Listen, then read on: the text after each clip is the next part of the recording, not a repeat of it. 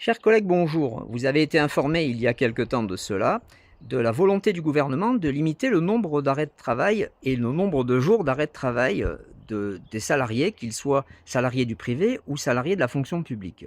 Ce qui n'a été dit par personne, c'est que la limitation de ces arrêts de travail, notamment pour la fonction publique, ne s'applique pas aux fonctionnaires. En effet, vous trouverez en pièce jointe le décret qui est paru le 12 juin, qui est le décret 2026-498, spécifie clairement que ce décret s'applique au régime général. Et les fonctionnaires ne sont pas au régime général, mais sont à une caisse différente, puisque c'est la CNRACL, c'est la caisse des titulaires, donc des fonctionnaires. Pour autant, les contractuels sont impactés par ce décret, puisque les contractuels ainsi que ceux qui sont affiliés à la MSA sont affiliés donc au régime général.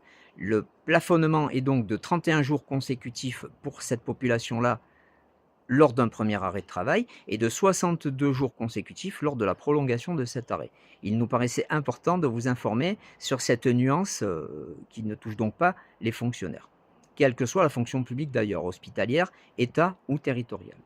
Nous voulions aussi vous parler dans cette vidéo des autorisations spéciales d'absence qui maintenant font l'objet d'un décret, puisque c'est le décret 2026-604 du 6 juillet qui clarifie en mettant deux types d'autorisations d'absence.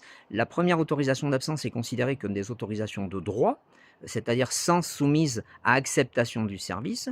Vous avez par exemple l'adoption, vous avez le PAX, vous avez le mariage, vous avez les décès, et le décret précise bien le nombre de jours de droit où vous pouvez vous absenter du service. Et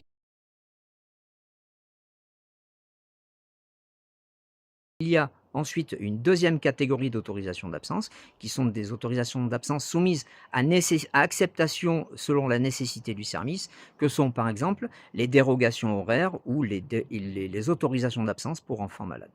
Voilà, pendant l'été, la CFDT ne prend pas totalement de vacances et donc nous restons à votre disposition si vous avez besoin d'informations sur ces deux thématiques ou sur d'autres thématiques.